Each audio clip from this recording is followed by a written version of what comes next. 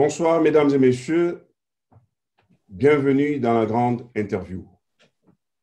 Nos meilleurs vœux de santé, de bonheur et de longévité pour 2021. Ce soir, on va parler de la République démocratique du Congo. Un géant au cœur de l'Afrique, avec sa bouillante capitale Kinshasa, ses 80 millions d'habitants, ses 9 voisins petits et grands. Ce pays a pourtant une particularité, avec deux grands assassinats de deux hommes d'État. Patrice Emery Lumumba, le 17 janvier 1961, Laurent Désiré Kabila, le 16 janvier 2001. Ce pays, caractérisé par des rébellions, des guerres, des casques bleus, a connu l'inauguration le 5 janvier 2021 de son école de guerre par le président Félix Tshisekedi. Alors ce soir, la question que nous allons traiter est de savoir quel est le rôle des armées dans cette République démocratique du Congo. Et pour parler de cela, j'ai un invité spécial que je vais saluer. Bonjour, monsieur Jean-Jacques Wondo. Bonjour, monsieur Alphonse Mwimbi. Alors, comment vous allez? Je vais très bien. Alors, je vais vous présenter. Nous sommes heureux de vous recevoir dans la grande interview chez Mwambi International Network.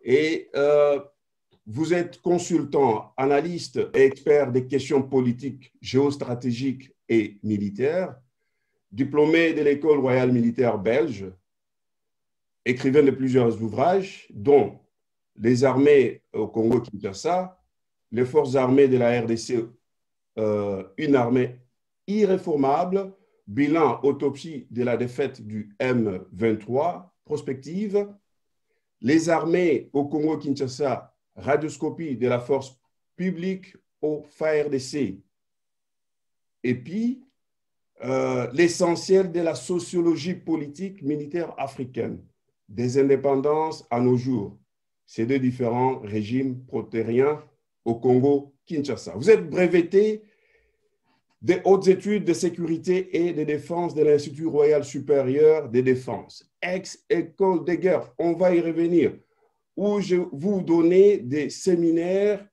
sur la réforme des services de sécurité en Afrique.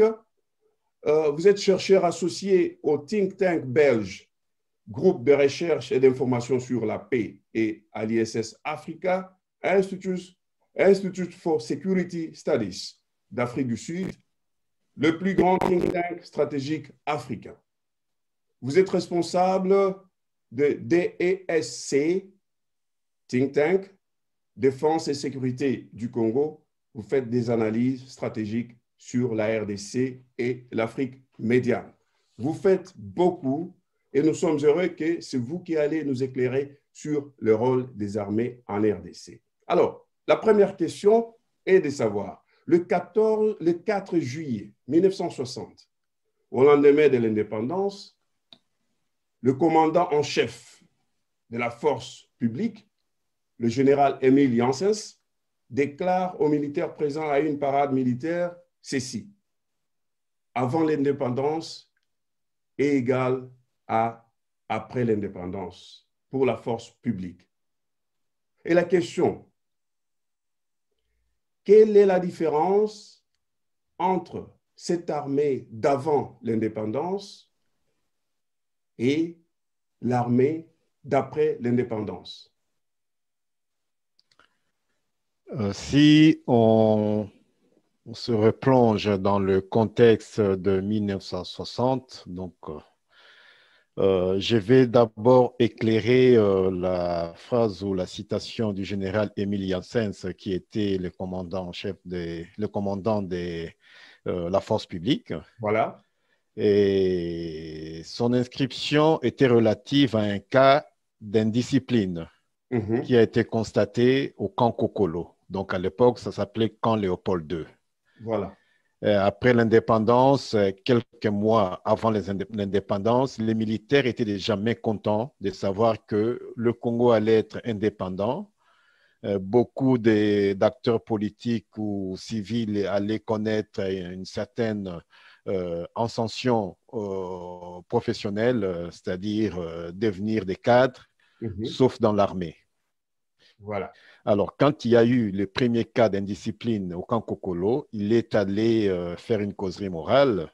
Et là, il a dit aux militaires, ce n'était pas avant l'indépendance égale après l'indépendance, parce que nous étions déjà après l'indépendance. Mhm. Il a dit après l'indépendance égale avant l'indépendance. C'est-à-dire que la situation que nous avons au niveau de l'armée après l'indépendance correspond exactement à la même situation qu'avant. Mais c'était des propos qui étaient mal émis et mal compris Mhm. parce que dans son chef, l'idée c'était que l'armée, c'est-à-dire que dans l'armée, le principe de fonctionnement de l'armée, c'est d'abord la discipline. Or, Alors, c'était prenons cette discipline-là. On a compris, c'est-à-dire que pour l'armée, rien n'allait changer. La même sur le plan discipline. de fonctionnement disciplinaire, même s'il y Voilà. avait des griefs ou des revendications d'ordre professionnel, parce que les militaires, au lendemain de l'indépendance, il n'y a pas eu d'officiers congolais, alors que le pays était censé être un pays indépendant, souverain, c'est-à-dire disposant d'une armée dont les cadres devaient être d'abord les nationaux. Ça, c'est Alors, le deuxième aspect qui a été à la base de ce mécontentement. oui. Alors, pour ne pas trop traîner sur ce qu'il a dit, mais prenons maintenant son armée, l'armée coloniale et les armées que nous avons connues après l'indépendance. Est-ce que le rôle de cette armée-là coloniale était de protéger euh, les territoires, la population et ses biens, ce qui est différent peut-être de l'armée que nous avons connue après? Quelle est la différence entre les deux armées? Ben, rapidement, je pense que les armées que nous connaissons aujourd'hui, pour commencer par la fin, avant de revenir au début, Mhm, sont une sorte de legs colonial. Vous verrez qu'en Afrique, par exemple, dans la plupart des pays, mhm, les indépendances ont été le fruit d'un legs, d'une négociation, même pas d'une négociation, d'une décision qui a mhm, été prise à la conférence de Berlin, d'abord le partage de l'Afrique. mhm. C'est-à-dire que quand il y a eu indépendance, il y a eu très peu de pays où les nationaux se sont battus sur le terrain pour conquérir, pour conquérir les territoires. Oui, Or, quand vous analysez l'histoire des armées, les États qu'on appelle les États-nations, surtout ici en Europe de l'Ouest ou en Europe centrale, sont des États qui se sont constitués sur base de conquête des territoires.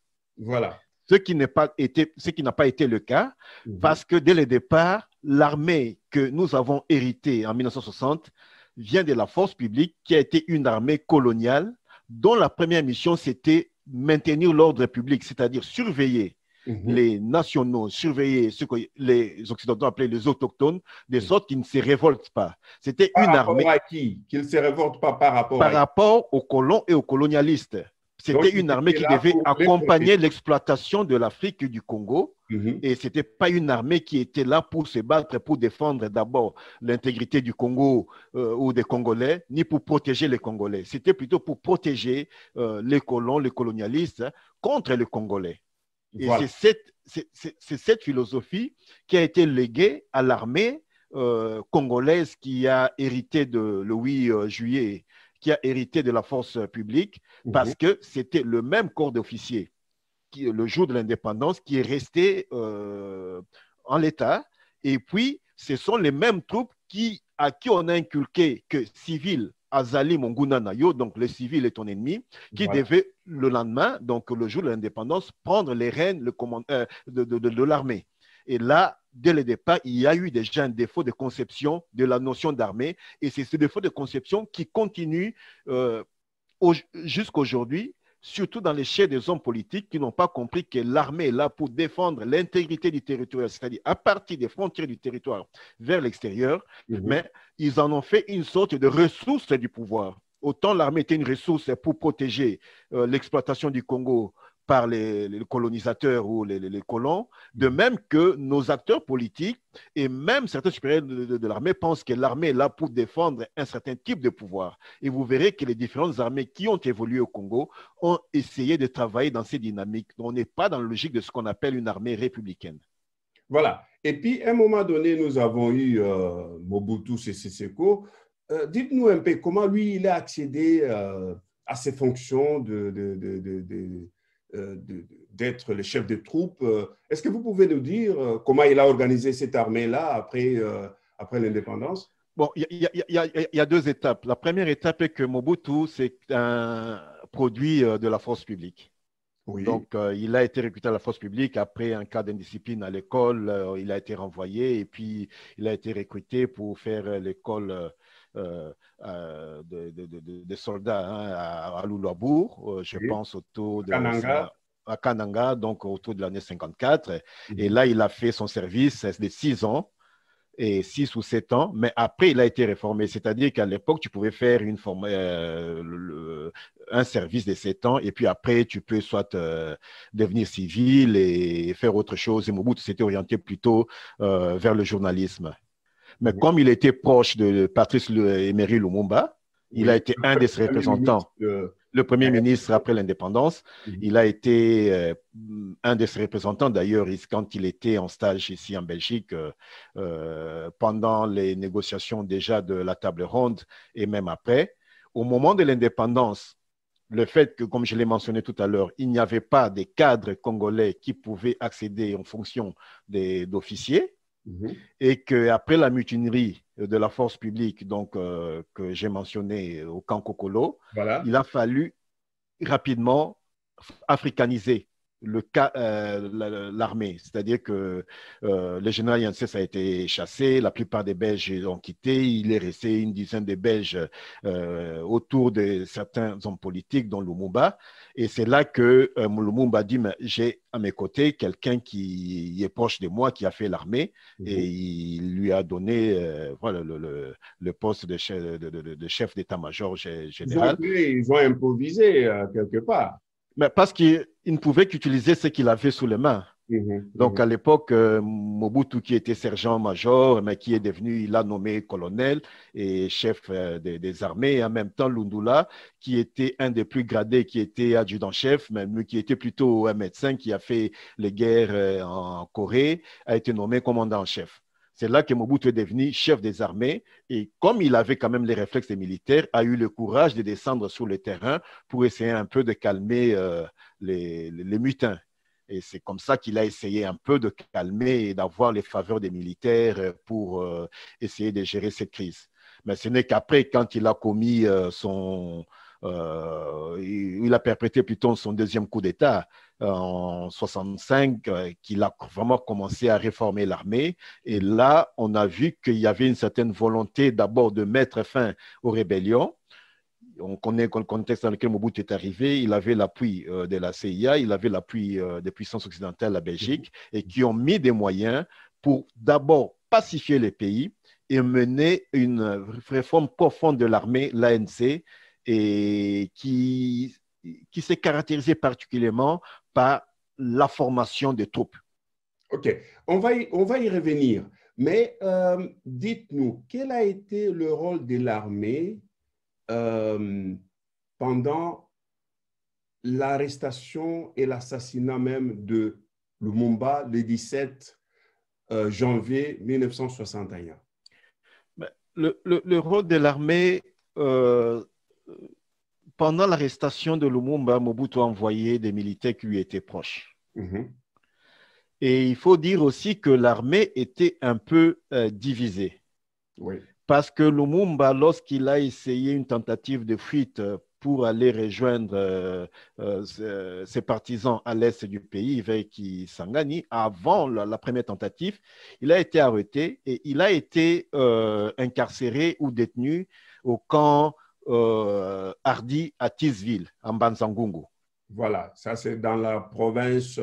Du Bas-Congo ou du Congo central aujourd'hui. Voilà. Il s'est fait que quand il était là-bas, les militaires qui étaient là, il y a eu une sorte de symbiose entre Lumumba et les militaires et qui ont voulu même reconnaître Lumumba comme chef d'État.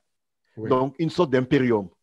C'est là que les Occidentaux, notamment la CIA, enverra Mobutu pour aller parler avec ces mutins. Et Mobutu aussi était quelqu'un qui était assez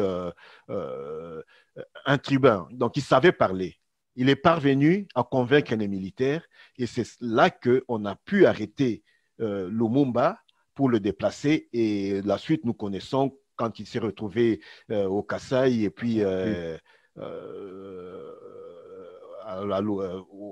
à Elisabethville pour être assassiné avec ses co-détenus. Voilà. Et si on regarde très bien dans tout ça, il y a l'armée étrangère qui était dans l'armée. Vous avez dit que Mobutu a été soutenu par la CIA, par les Belges, etc. Et il a pacifié le pays à l'époque. Et quand on regarde l'armée congolaise, il y a, à l'époque de Mobutu, nous avons des témoignages comme quoi Mobutu a organisé l'armée. Il y avait des écoles, des écoles militaires réputées, avec une réputation en Afrique. Je parlais même avec des militaires tchadiens qui ont beaucoup d'éloges sur les écoles, les formations au Congo. Ils envoyaient même des gens au Congo pour suivre la formation. Est-ce que vous pouvez nous dire un peu de cette belle époque par rapport à maintenant que le Congo a tellement de rébellions à gauche et à droite? Cette belle époque est liée aussi, ça, il faut le lui reconnaître, à sa vision. Étant en base quelqu'un qui avait quand même une formation militaire, Mobutu, dès son accession au pouvoir, même bien avant, c'est-à-dire qu'après la fin de la sécession katangaise en 1963, il a mis en place un ambitieux programme de réforme de l'armée, basé d'abord sur la création des écoles.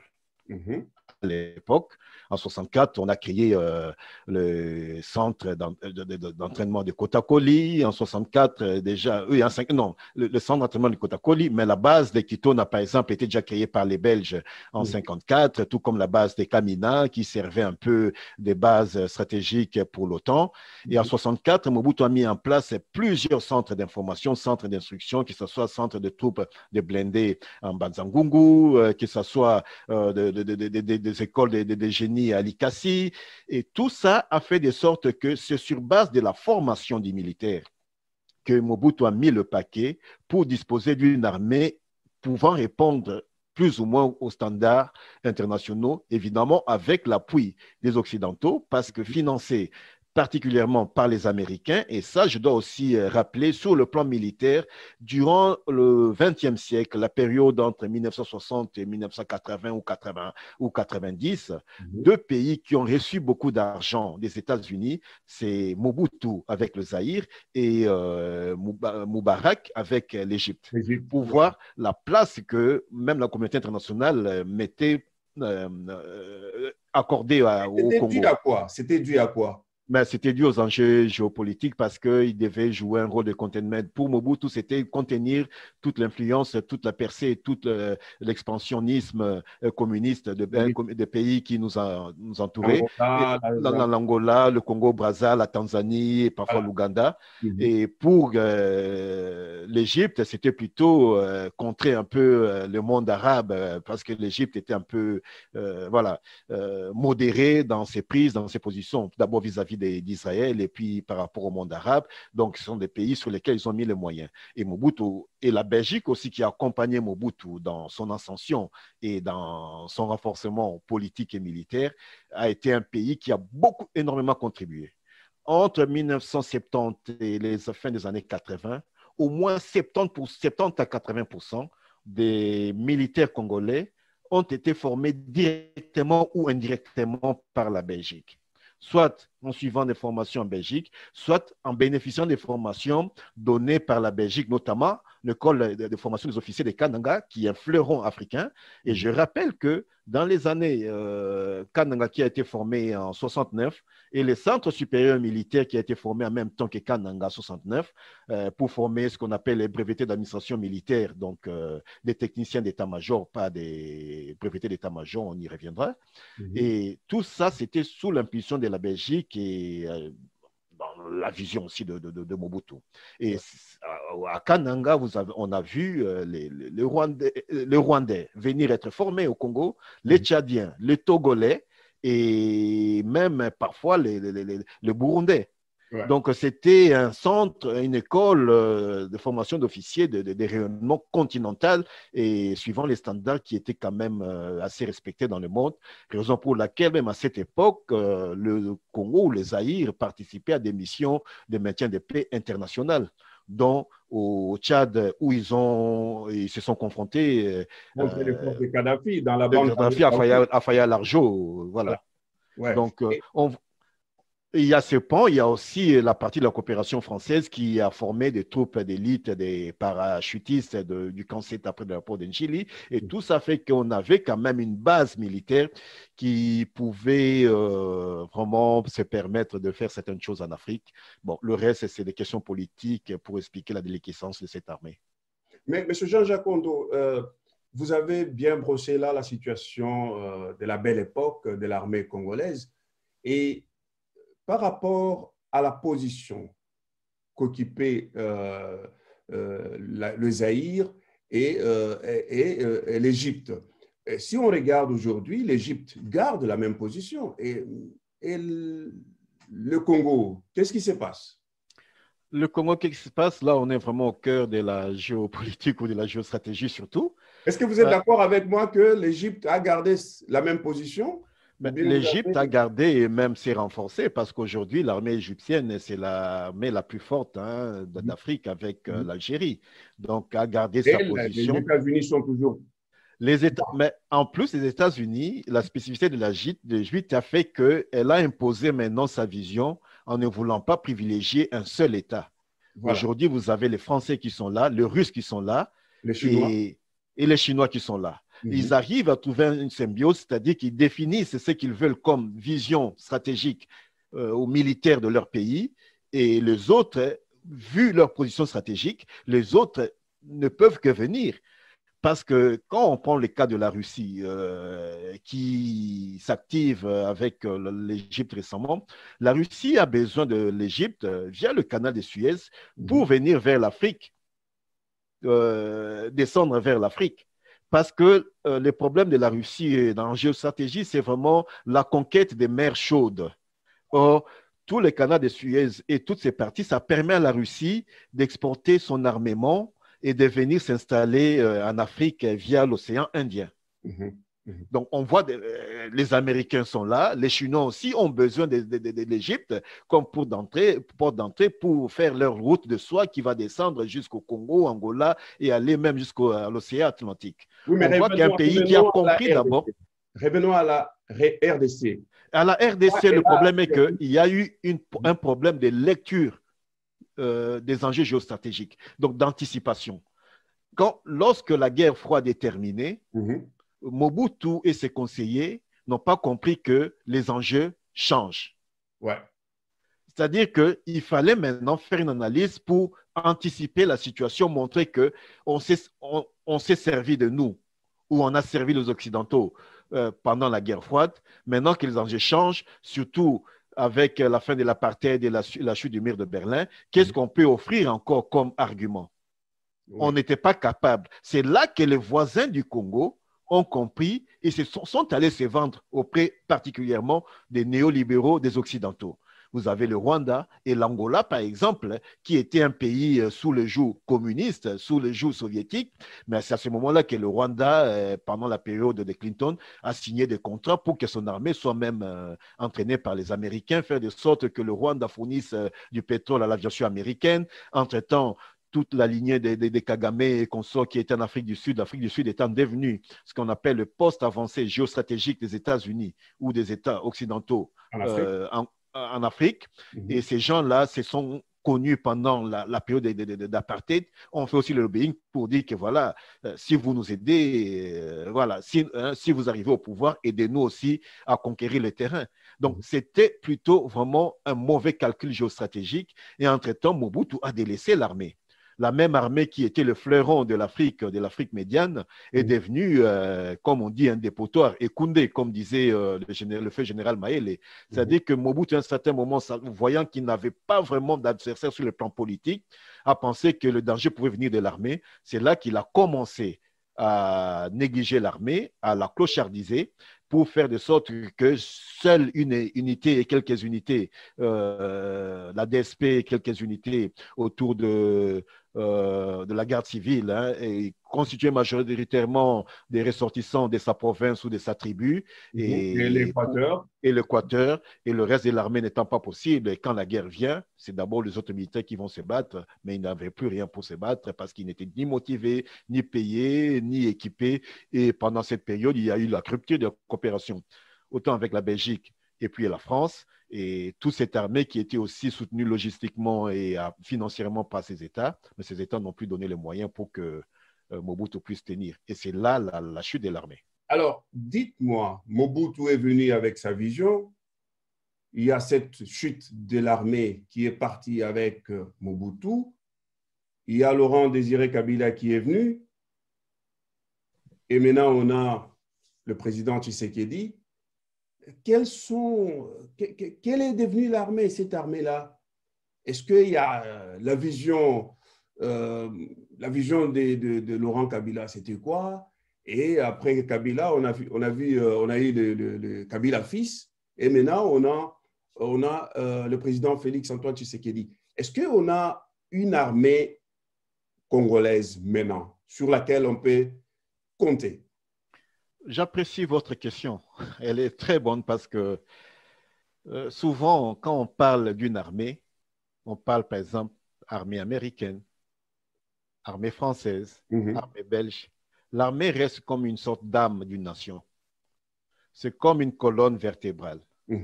La spécificité du Congo, de notre pays, est que, à une exception près, chaque régime qui arrive au pouvoir vient avec sa propre armée.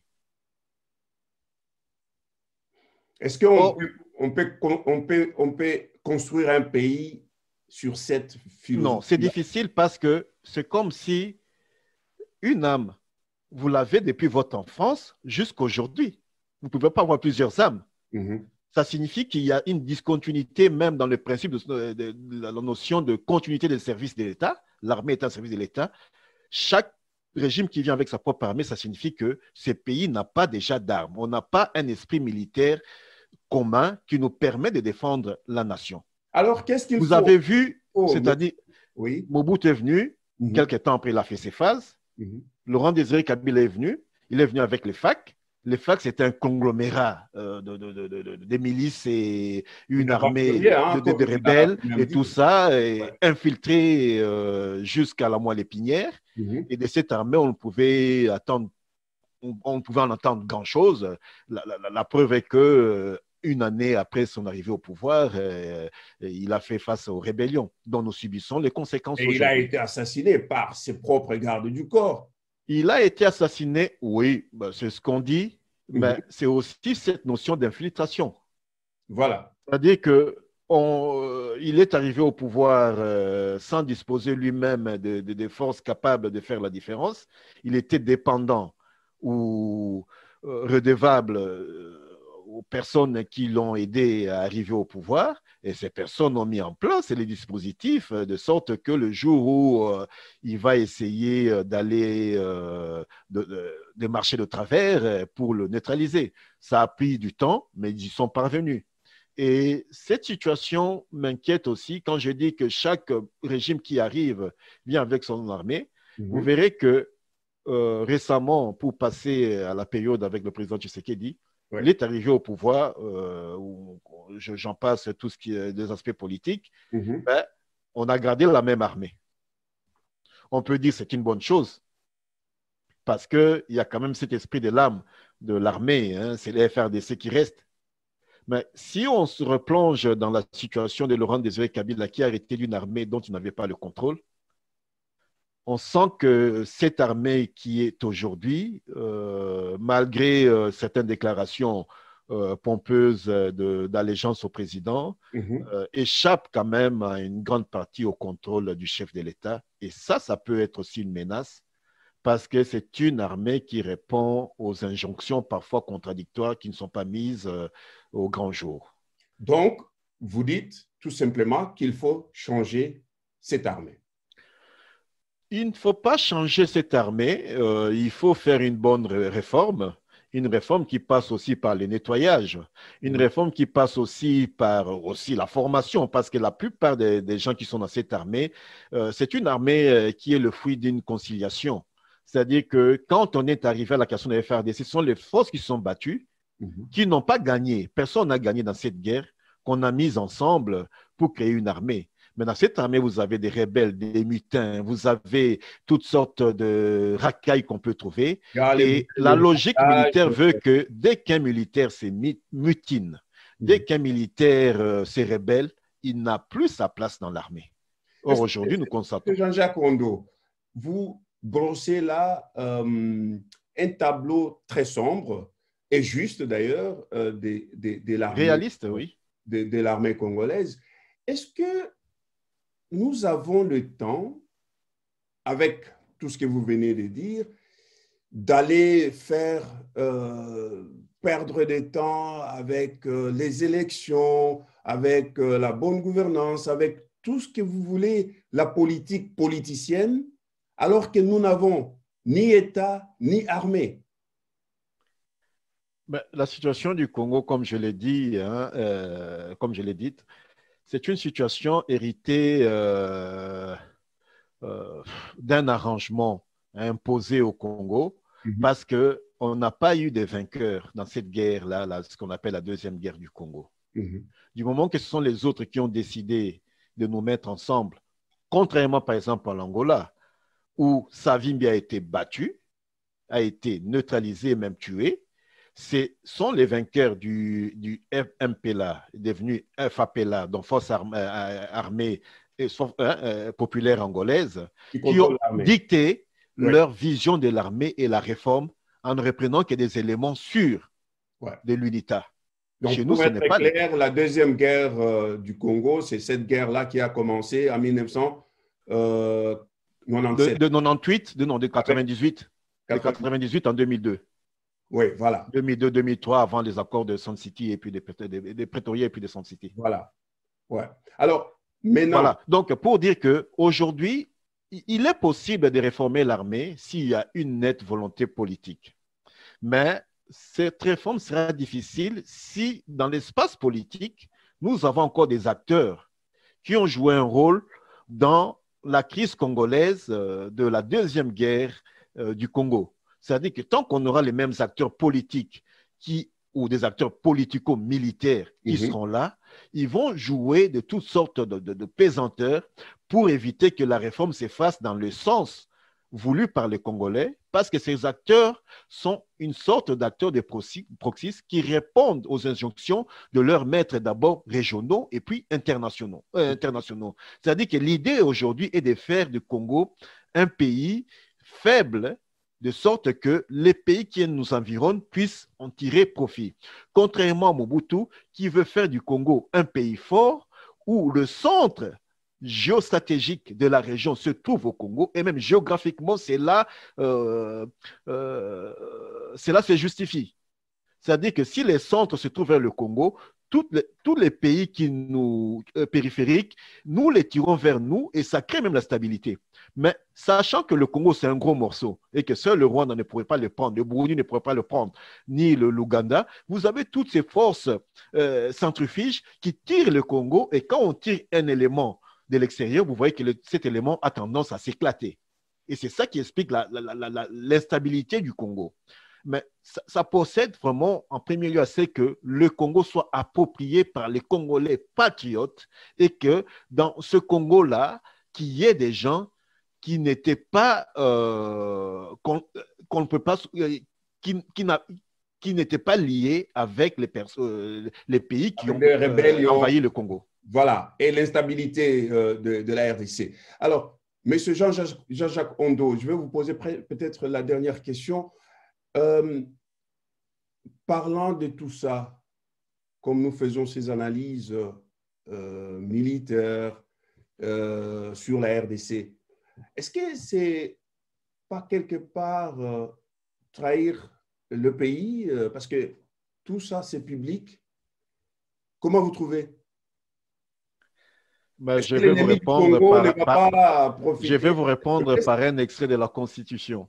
Oui. La Constitution du Congo dit que pour éviter la dictature et renforcer l'état de droit, bien plus les affaires étrangères, la défense est devenue un domaine de collaboration entre le chef de l'État et le gouvernement. Mm-hmm. Et puis, plus on dit le gouvernement qui est responsable devant le Parlement. Mm-hmm.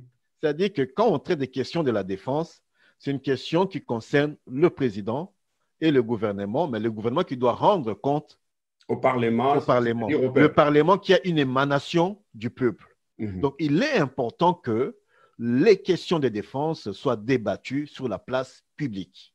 Mm-hmm. Évidemment, ce ne sont pas toutes les questions, mais d'une manière générale, on a le droit de savoir quel budget on alloue aux militaires, quels sont les effectifs de militaires, quelles sont les différentes forces qu'on a.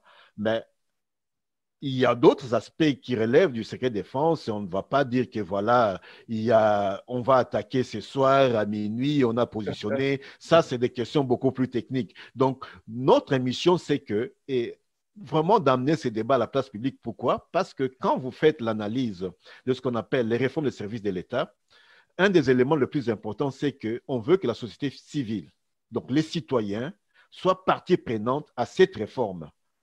Pourquoi? Parce que l'armée doit toujours être redevable, non seulement vis-à-vis de l'autorité politique, mais de la population. Et tant qu'on exclut ce regard-là, on est capable, vraiment, on laisse à l'armée et au pouvoir dont elle dépend de faire n'importe quoi.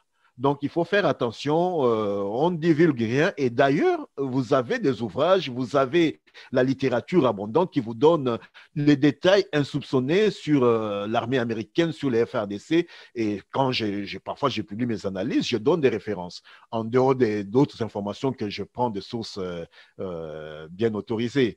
Mais on sait faire la différence des choses. Et je pense qu'il est important que quand les gens comprennent ça, ils peuvent mettre la pression aux hommes politiques et c'est là qu'on est à ce qu'on appelle la volonté politique. Mais quand on a peur de ces éléments, je pense qu'on laisse aux politiques et aux militaires de faire n'importe quoi et parfois on subit les conséquences négatives de ce manque de vision stratégique sur la gestion de l'armée. Monsieur Jean-Jacques Ondo, je vais vous remercier infiniment. Je dois rappeler que vous êtes consultant, analyste et expert des questions politiques, géostratégiques et militaires. Nous aurons de temps en temps besoin de vous pour clarifier de plus en plus l'opinion sur ce que c'est qu'est l'armée congolaise, bien sûr aussi les armées africaines. Pour le moment, moi, je retiens une seule chose, nous devons faire de l'armée congolaise l'âme même de la République. Mesdames et messieurs, nous sommes à la fin de la grande interview. Prochainement, vous avez des questions, n'hésitez pas à les poser et surtout, continuez à nous suivre sur tous les réseaux, sur Mwambi International Network. Monsieur Jean-Jacques Ondo, merci beaucoup et bonne soirée. Monsieur oui, Mwambi, Alphonse Mwambi, merci beaucoup et merci pour l'occasion que vous m'avez donnée de pouvoir partager ces idées. Il reste encore des choses à dire, mais je suis à la disposition de vos téléspectateurs. Merci et vous êtes toujours le bienvenu. Allez, au revoir et bonne soirée chez vous. Au revoir, merci. Merci.